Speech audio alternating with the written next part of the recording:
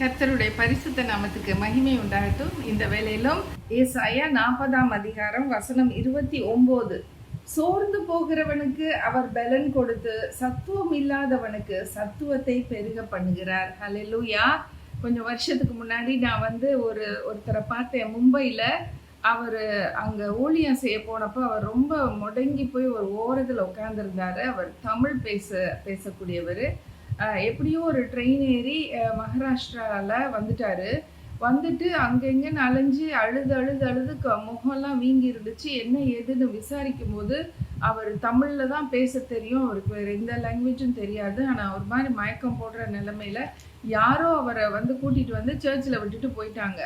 இப்போ ஒரு சர்ச்சுக்கு வந்துட்டனால ஆண்டவரோட கிருபை பாருங்க. அந்த சர்ச்சில் இருக்க பாஸ்டர் அவர்கிட்ட பேசும் பொழுது அவருக்கு வாய் திறந்து ஒன்றுமே பேச முடியல. அவருக்கு ட்ரிங்க் குடிக்க தண்ணி கொடுத்து, அதுக்கப்புறம் அவருக்கு கொஞ்சம் சாப்பிட கொடுத்து, ஒரு 2-3 நாளாக அவர் எந்த சாப்பாடும் எடுக்கல. அப்போ இந்த சுனாமி வந்த டைம் பாருங்க.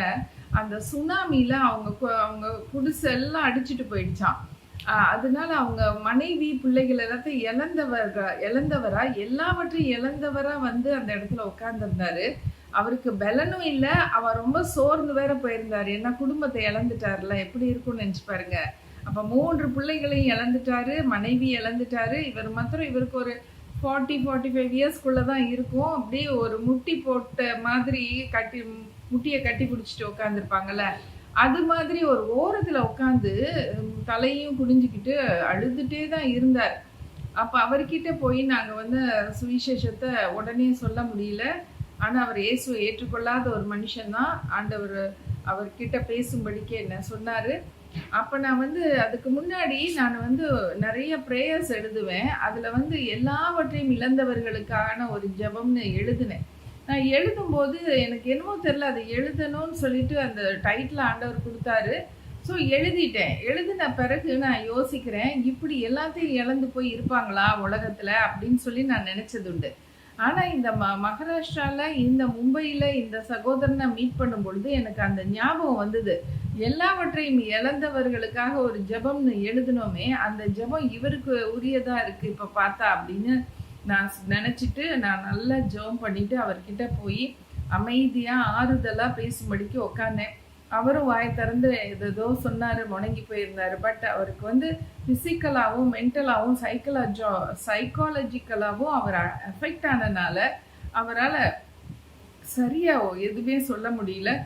அப்புறம் இன்னும் ஒரு 2 days கழித்து அதுக்கப்புறம் கொஞ்சம் தெம்பான பிறகு அந்த சர்ச்லேயே தான் சாப்பாடு கொடுத்தாங்க, அங்கே தான் படுத்து தூங்கினார். எல்லா வசதிகளும் கொஞ்சம் ஓரளவுக்கு பாஸ்டர் செஞ்சு கொடுத்தாரு. அப்புறம் பார்த்தீங்கன்னா நாங்கள் பேச ஆரம்பித்தோம். அப்போ தான் ஒவ்வொரு காரியமாக சொல்லும் பொழுது ரொம்ப கஷ்டமாக இருந்துச்சு. இந்த மாதிரி பயங்கரமான ஒரு அடி பாருங்க, சுனாமி. அதில் அவர் அந்த மாதிரி ஆயிட்டாரு. அப்புறம் ஆண்டவரை பற்றி சொல்லும்போது அந்த சோர்வை நீக்கும்படிக்கு ஆண்டவர் கிருபை செய்தார் பாருங்க. சோர்ந்து இருக்கிறவங்களுக்கு பலன் கொடுக்குறேன்னு இருக்காரு. பலனற்றவனுக்கு பலன் கொடுக்கறது இல்லை, சோர்ந்து போகிறவனுக்கு பலன் கொடுக்குறாரு. அப்போ சோர்வுங்கிறது ஒரு மென்டல் ப்ராப்ளம். அது அந்த மைண்டில் அவங்க அந்த சோர்வுக்குள்ளே இருக்காங்க. அவங்களுடைய துக்கம் அதிகமாக இருக்கும்போது அவங்களுக்குள்ள ஒரு சோர்வு வந்துடுது. அதில் ரொம்ப ஒரு மாதிரி மயங்கின மாதிரி இருக்காங்க. அப்படியே ஒரு வேற ஒரு வேர்ல்டில் இருக்க மாதிரி அவங்க தெளிவாக அவங்களுக்கு பார்க்க முடியல, ஒன்றும் சரியாக பேச முடியல. இந்த சோர்வுடைய இஃபெக்ட் அவங்க மேலே தாக்கம் தெரியுது நல்லாவே. அப்போ சோர்ந்து இருக்கவருக்கு, ஆண்டவரே நீங்கள் பலன் கொடுக்குறேன்னு சொன்னீங்கல்லப்பா, பலன் கொடுங்க ஆண்டவரே. ரொம்ப சோர்வாக இருக்காரு, குடும்பத்தை இழந்து போய் இருக்கிறாரு, அவரால் பேசக்கூட முடியல, அவரால் சரியாக சாப்பிடக்கூட முடியல, நீங்கள் செய்யுங்கப்பான்னு சொல்லும்போது ஆண்டவருடைய பலன் அவருக்குள்ளே வந்ததை நாங்கள் பார்க்க முடிஞ்சிச்சு பாருங்க. அவர் கொஞ்சம் கொஞ்சமாக அந்த ஜெபம் முடிச்சுட்டு நல்லாவே பேச ஆரம்பித்தார், நல்லா சிரித்தார், அமைதியாக இருந்தார். ஆண்டவர் கொடுத்த பலனுங்கிறது it's not physical alone, it is mental, psychological and what not. நிறைய அவரோட ஸ்ட்ரென்த் ஆண்டவர் இப்படிப்பட்டவங்களை தான் ஸ்ட்ரென்தன் பண்ணுறாரு. அவர் நொறுங்குண்ட இருதயத்தையும் நறுங்குண்ட ஆவியும் புறக்கணியாத தெய்வம். பார்த்தீங்களா, இவர் நொறுங்கி போய் இருக்கிறார் இருதயத்தில். கண்ட்ரைட் ஸ்பிரிட் அப்படி இருக்கிறாரு. அதனால ஆண்டவர் அவரை கைவிடலை. நல்லா அதுக்கப்புறம் பேச ஆரம்பித்தார். அதுக்கப்புறம் இயேசுவை ஏற்றுக்கொண்டார். அதுக்கப்புறம் பாருங்க, அந்த ஊழியத்தில் ஒரு பங்காளியாக அவர் சேர்ந்துட்டார். வேற அவருக்கு போக்கு இல்லை.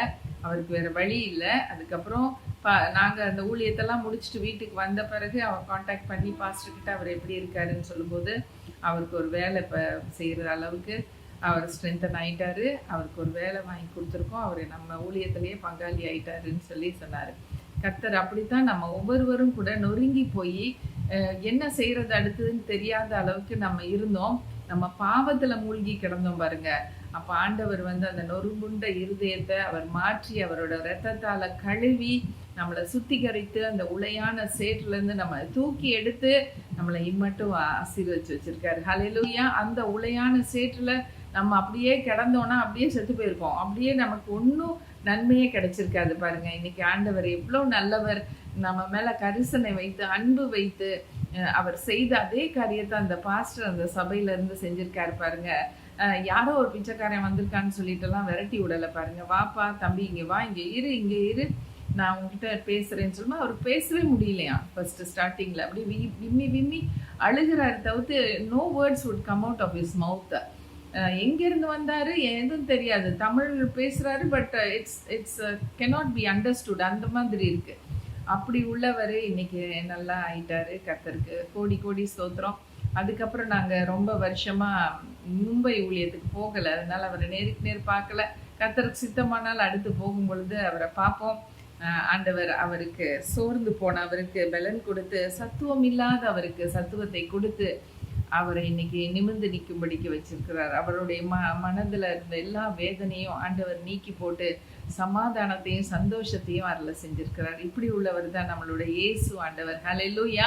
இன்னைக்கு நீங்க நொறுங்கி போய் இருக்கிறீங்களா? இன்னைக்கு உங்களுக்கு சமாதானம் இல்லாம நான் என்ன செய்யட்டும்னு அழுது புலம்பிட்டு இருக்கீங்களா?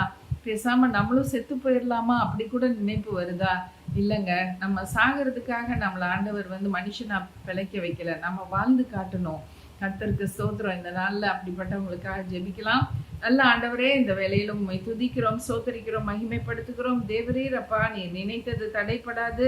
உடைய பிள்ளைகள் எந்த இடத்துல எப்படி உள்ள வேதனையில சிக்கி இருந்தாலும் நீங்க இந்த வேலையில அவங்களுக்கு சமாதானம் கொடுங்க.